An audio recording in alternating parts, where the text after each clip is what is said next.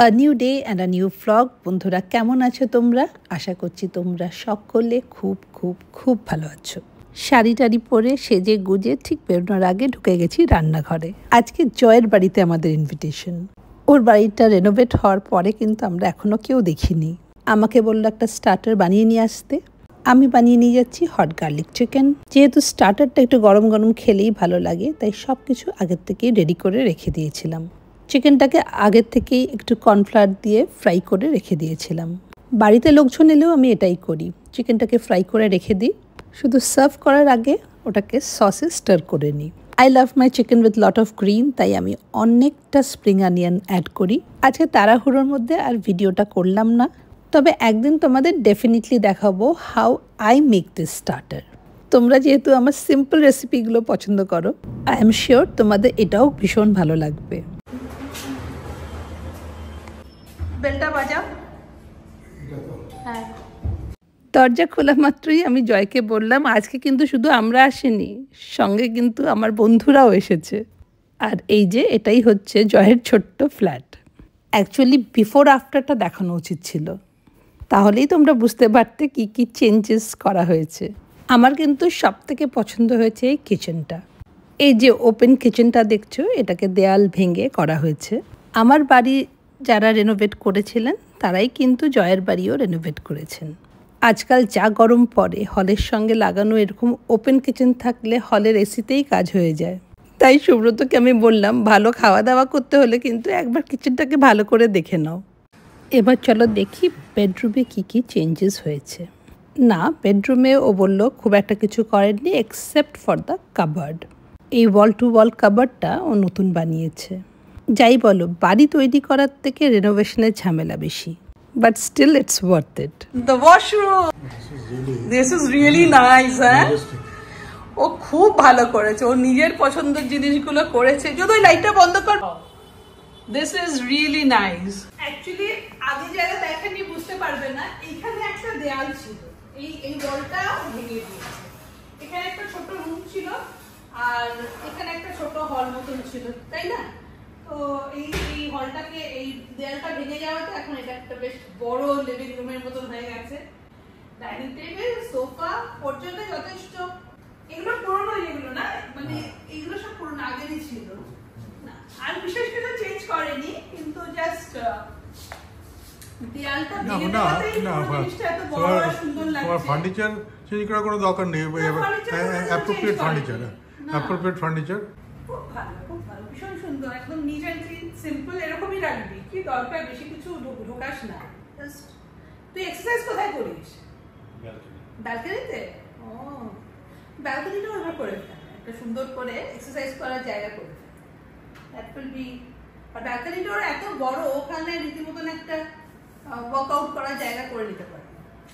একটু কাঁচ দিয়ে ঢেকে দিলে। হ্যাঁ, ঢেকে দিলে তো এসি লাগাতে গেলে আজকাল গরম পড়ে না, আজকাল উইদাউট এসি ওয়ার্কআউট করা যায় না, ওকে হসপিটালে পৌঁছে যাবে, তাই না?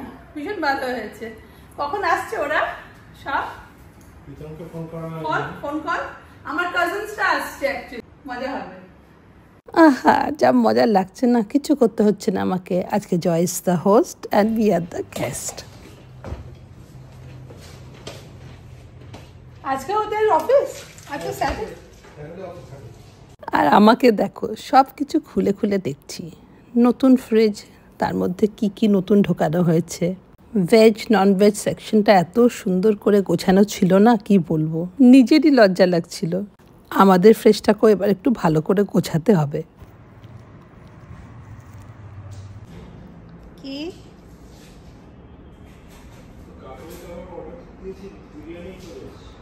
কাকুরি কাবাবের বদলে বিরিয়ানি দিয়ে দিয়েছে?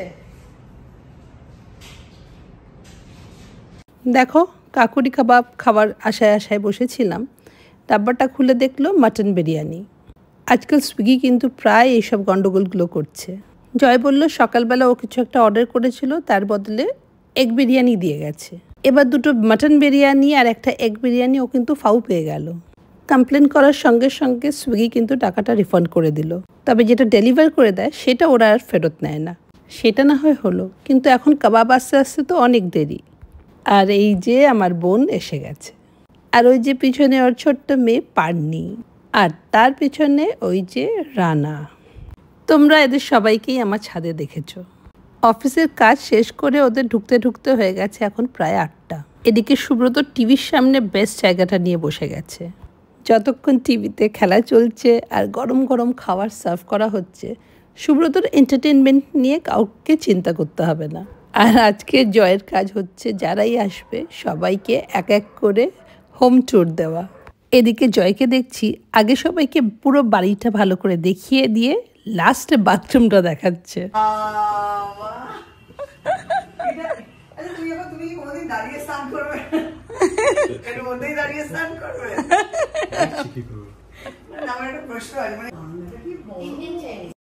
এদিকে আমাকে দেখো কি সুন্দর হাত গুটিয়ে বসে আছি, আর জয় লাইক এ পারফেক্ট হোস্ট এদিক ওদিক ছোটাছুটি করে বেড়াচ্ছে।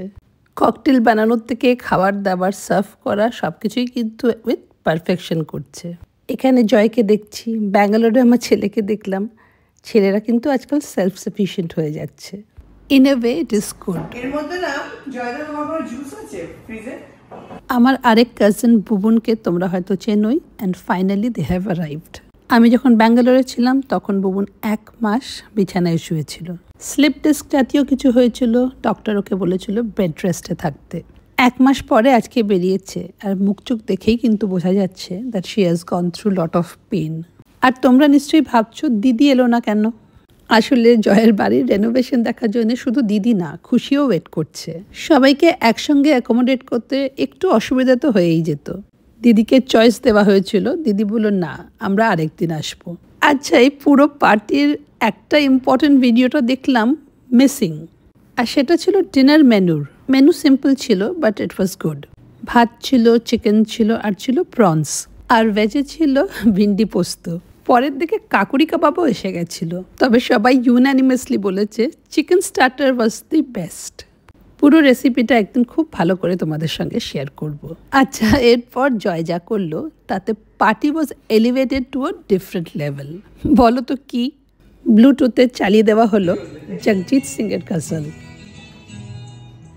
বন্ধু বান্ধবদের সঙ্গে জানো তো আমরা সামহাও প্ল্যান করে নিই, কখনো 1 কাপ চায়ের উপরে আড্ডা, মাঝরাতে কখনো ফ্রি থাকলে ঘন্টার পর ঘন্টা আড্ডা, খারাপ ভালো কিছু হলেই we pick up a phone and call a friend. তবে খুবই রিয়েলি যখন এই ফ্যামিলি গেট টুগেদার্সগুলো হয়, we realize we are missing out on so much. ঈশ্বর আমাদের এত সুন্দর একটা পরিবার দিয়েছে, we should definitely make time for each আদার।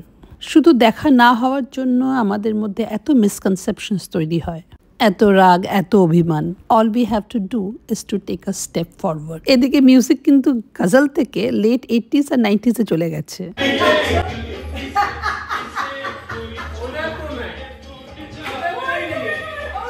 আর তোমরা ভাবছো সুব্রত কোথায়? He is behind the camera. আজকের এই হ্যাপি নোটে ভিডিওটা শেষ করলাম। I hope you had a good time with my family. ভিডিওটা কেমন লাগলো জানিও। তোমাদের সঙ্গে দেখা হবে আবার একটা নতুন ব্লগে। Till then bye bye and take care.